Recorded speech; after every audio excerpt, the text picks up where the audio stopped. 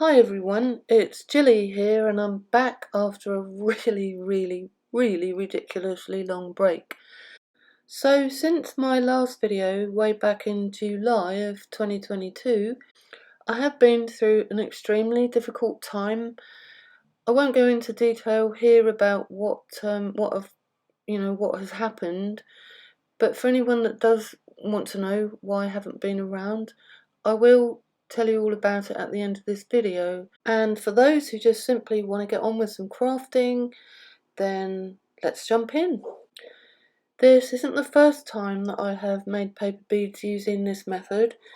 I actually came up with this idea a couple of years ago, I think it was, and I have already made two other videos showing you this same method. And I will link those videos at the end of this one, and also put links over on my blog and probably underneath this video as well. So this video is just a fresh look at something that I've already done. To complete this project, you are going to need a pack of multicoloured 230 GSM card. So I think 230 GSM is around £60 in US weight. I will put links over on my blog to my Amazon shops where you can get all these products, but I always say to people, if you can possibly buy your craft products in local shops where you live, then I would prefer that you did that. My Amazon shop's really only there for people that haven't got craft shops nearby, or can't get out to get the stuff that they need. So in this project you're going to need to cut some paper bead strips to begin with, and there are two ways that you can do this. You can either use my free printable template, which is over on my blog www.funcraftstodoathome.com, and there is a link at the end of this video, or you can use a cutting machine, which I will get to in a moment. To use my free printable, you just need to print it off and then stick it down to your coloured card with this removable glue tape, which again is over in my Amazon shop if you can't get it locally. Whoops, I didn't mean to do that. So put plenty of tape on, and don't worry, it will come off easily because it is removable.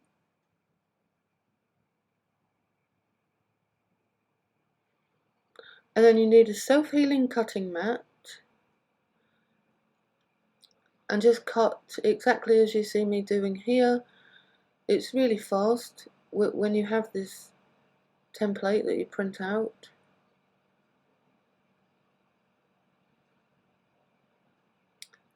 And whichever method you use to cut, you will end up with what I call a skeleton, so the pieces in between the bead strips, but don't throw them away because I use those to make spacer beads. So that you see there, that's a smaller pointy strip. So keep those as well because they do make really nice spacer beads. You can see it's slightly smaller. Okay, so keep them. Well, the other way to cut is if you have an electronic cutting machine like a Silhouette Cameo or a Cricut machine, then you can cut the bead strips really quickly, like I do. And you'll see here, this is the skeleton that I talk about. See the piece that I've just put to one side? Don't throw that away. So they're your main bead strips. And there's all my colours. So this is the skeleton that you get when you cut on an electronic cutter. So cut them all off and keep them.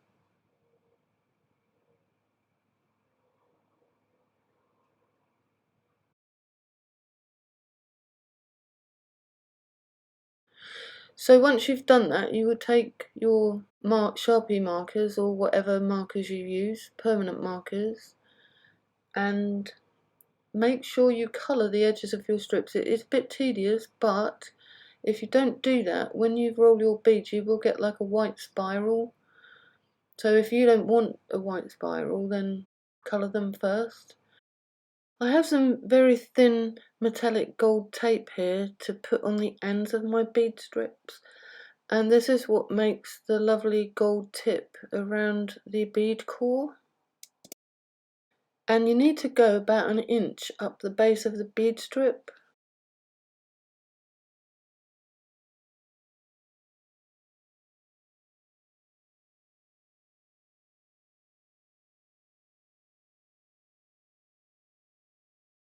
And I do all mine before I start rolling. And then the next thing you need to do is get a solid glue stick like this and put some glue on the inside of the end of the bead strip. When I put the glue on the ends of my bead strips, I actually do several at a time, so that gives the glue a chance to dry off a teeny bit, because beads rolled with thick card are notorious for trying to come undone, and if the glue is a bit tackier, it sticks better. So just trim any ends off if you have got any overlapping ends, and then you can roll. I'm using a 3mm bead roller, which I manufacture these myself and I sell these in my Etsy shop.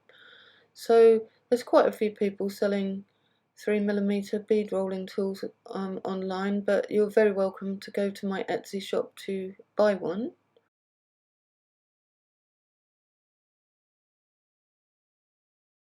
So there you can see what the gold tape does.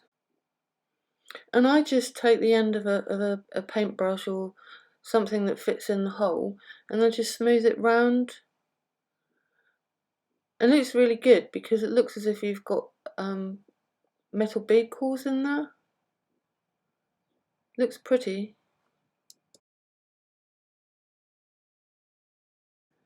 Here are some of my freshly rolled beads, and now we come to the fun part. These gorgeous little stickers are meant for going on nails. I assume they're used in the nail industry, you know, false nails, and well, you can put them directly onto your own nails, but I think they're widely used, you know, in the acrylic nail industry. Anyway, I get mine on Amazon, and they will be linked. There will be a link to these ones in my Amazon shops if you can't get them wherever you live.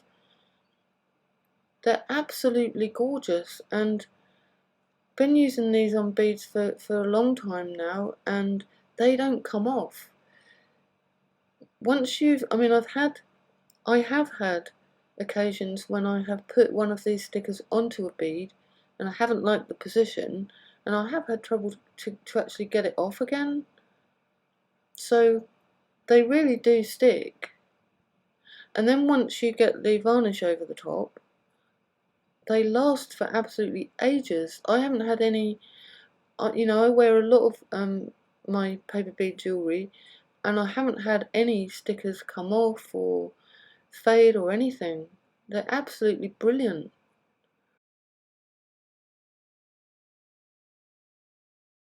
There's some really, really gorgeous ones, and they look so lovely on the coloured card. I got this particular pack on amazon.co.uk, and I will put this particular pack in my my UK Amazon shop. I don't know if I can get the exact same pack to put on the American Amazon website, but I will do my best. See how gorgeous they look against the various colours of card. Just perfect. And what I do, because they're so fiddly, or they can be so fiddly, I've been using tweezers to put them in position, and it does make it a lot easier. Although once you get used to using stickers at this size, if you're not used to it already, it just takes a bit of practice. I love them.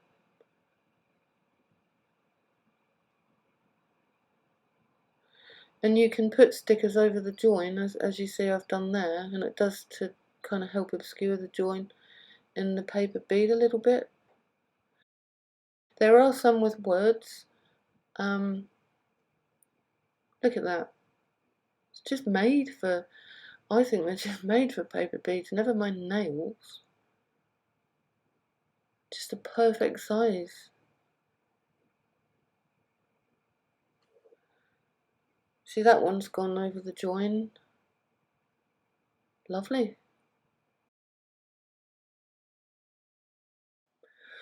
I think you'll really love what you can do with these. And now, of course, we need to seal and varnish them. And the obvious choice for me to go over the nail stickers was the base coat and top coat and nail hardener. It is just perfect. Look at the shine on those. And it's specifically made to go over these stickers. So, as far as I'm aware, I mean, correct me if I am wrong, but I would guess that this is made to go over. Anyway, it goes over them perfectly. So, and it stays put. And it also gives the beads a really robust feel to them. So you can hear in one of the next shots where the beads are all varnished with this stuff. Those ones aren't. That was before I varnished them, but these ones are varnished, and you can hear the difference. Hear that rattle? You know, they sound as if they're made from wood or plastic or something. It's just brilliant stuff. Highly recommend it.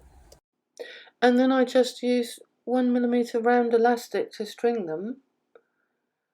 And you can make necklaces, you can make bracelets, you can use them for whatever you want. I love them, and even ones that I made a couple of years ago, they're still going strong, and I wear them quite often. So yeah, they are really durable. I'm not saying that you could dunk them in water, but they certainly, if they got splashed with water, they would be okay. So yeah, give it a try. It's it's a lovely technique.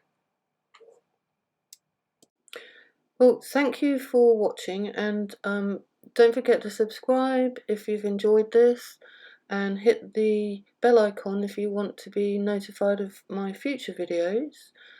Do visit my blog www.funcraftstodoathome.com if you want to get the free printable. There's loads of free printables over on my blog. So yeah, thanks for watching, and see you in the next video. And for those of you that want to know what has been going on and why I haven't been here for the last 7 months, many of you regular viewers will know that my mum came to live with us at the start of lockdown in 2020. She was a huge part of our daily lives because she'd been with us for 2.5 years. And she was in her 90s, but she wasn't in brilliant health, but she had all of her faculties. It was just mobility really that she had issues with. And she also missed my dad, who died in 2018, just before their 70th wedding anniversary. So it was a huge change for my mum to leave her home and come and live with us. But it worked out fine. It was hard work, and I couldn't work as much because obviously mum's needs were quite high. But we had a wonderful time over the 2.5 years that she was here. We went out regularly, practically every day. We took mum somewhere. She loved to walk in the woods. She loved wildlife. She just loved being out in the fresh air. And it was great. We adapted our lives, and we got used to mum being here. And then suddenly, towards the end of August, we had a massive shock one morning because mum literally just died right in front of us. It was, even though she was 94, it was totally unexpected. We really thought she'd got, maybe another 5, 6, 7 years ahead of her. We really thought she would make her 100th birthday. So the morning that she died was a massive shock. We didn't have any time to prepare for it. And, I know we're not unique. Everyone is losing people all the time. But for some reason it has taken me a long time to come to terms with this, and I just haven't felt like working. So that's it really. We're still getting used to life without Mum. I am gradually getting back into thinking about my videos again, and so yeah, if you're in our situation and you've lost someone, my heart goes out to you. It's awful, especially if it happens suddenly. You know, I've never experienced a death like this before. Other relatives have sort of been ill and it's been expected, but this was really horrible to actually see it happen right in front of us, and there wasn't anything we could do, and the drama that unfolded in the hours and days after were just awful to deal with. So that's it. That's where I've been. I am hoping that I can get back on track now and start thinking about more videos. But I do spend, well, we spend a lot of our time. We walk a lot. We go to the woods a lot. We do, you know, quiet stuff. We both enjoy, my husband and I both enjoy the countryside and walking. So that, you know, that is what we've been doing a lot of for the last 7 months. But as I said, hopefully now I can get back a bit more into working. So I'm hoping that there will be a lot more videos and a lot more free printables to come in the next few months. Anyway, really sorry if you've, and you know, any of my viewers have experienced similar. It, you know, as I said just now, it is a horrible thing. But I suppose we do have to be very grateful for our memories. Not everyone has them. Anyway, take care everyone, and I look forward to seeing you again soon. Bye.